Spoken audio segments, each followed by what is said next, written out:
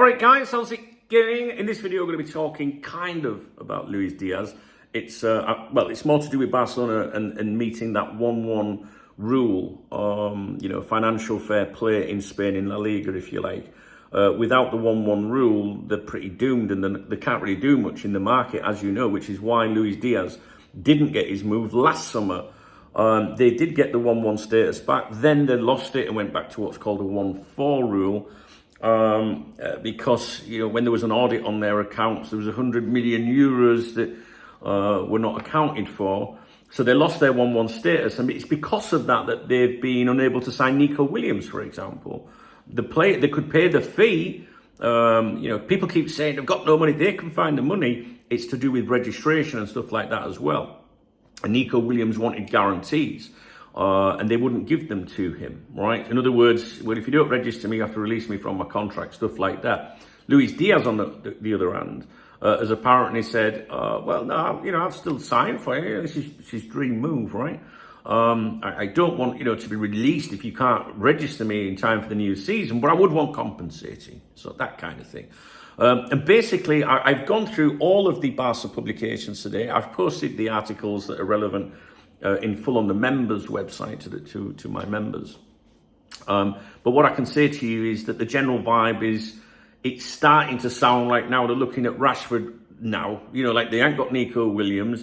Luis Díaz, Liverpool are refusing to negotiate. That was the message today in the Barcelona papers. Liverpool refusing to, they will not move, right, on it.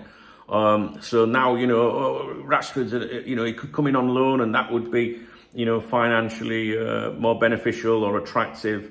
Anyway, so because of Barcelona's restrictions, they're unable to really do anything. And I remember saying, I think it's reviewed at the end of June.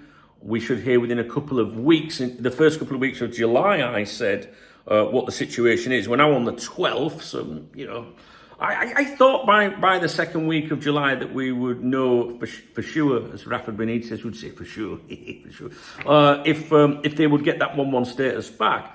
But I see an article today that I thought, updates us on this, and it is relevant a little bit. So I just want you to see what it says. Now, it was published in Sport, which is the Pro Barcelona newspaper, and the headline was, Barcelona hopes to meet 1-1 rule in August. The club's financial auditor, Crow Spain, is finalising its report to present to La Liga at the end of this month. The FC Barcelona board, led by Joan Laporta, is optimistic about the club's financial situation. Barcelona believes it will comply with the 1-1 rule by early August. Achieving this would give the club freedom to finalise pending transfer market operations. The club's executives expect the audit to be completed by the end of July, at which point they will submit it to La Liga so that the league's officials can review the report and, if approved, give the green light regarding the club's financial status. To return to the so-called 1-1 rule, Barcelona is relying on the auditor, the firm Crow Spain, to certify that 475 VIP seats at the Spotify Camp Nou are complete and ready to be commercialised, as the club recently announced. This would allow them to count the 100 million euros related to exploitation rights, as they're called, as income. They're also confident that if successful, they will have their hands free to close out the pending transfer market operations.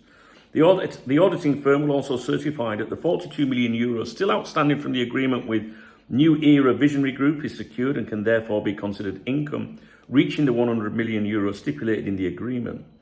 And this goes on to say that the amount will be paid in 2 installments, the first in September, the second in 2026. Once La Liga's financial experts approve the audit, the club will once again operate under the 1-1 rule, giving the sporting department greater operational flexibility. However, in parallel, Barca still needs to take one final step to register new signings, new contracts, things like that, reducing the wage bill to create room for the newcomers' salaries. The most viable way to achieve this is through the departure of Marc-Andre ter Stegen. Additionally, the club must sell another player. Firmin is not for sale, but the names being considered are Christensen and Araujo. I'll be talking about those more to do with Barcelona on Golazo España, my other YouTube channel, after this video. The link to that channel is in the video description, and it will pop up on the screen. I'll be churning out some content on there for you shortly. So basically, in a nutshell, Barcelona hoping to get the 1-1 rule back in August. So if you're Luis Díaz, it's looking exceptionally unlikely he's going to get that dream move, which is why he's spitting his dummy out and stuff like that.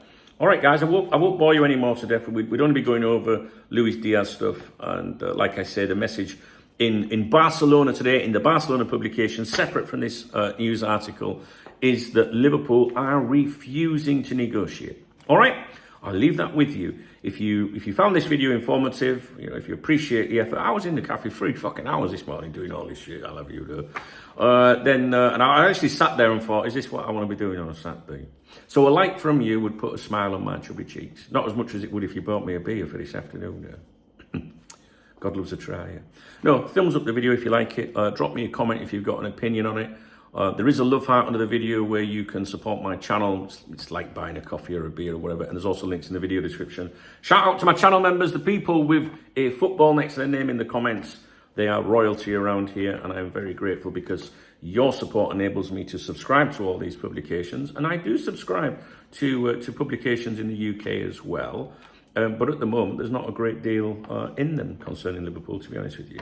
All right, guys, I'll leave it with you. Have a great weekend, and hopefully we will speak real soon.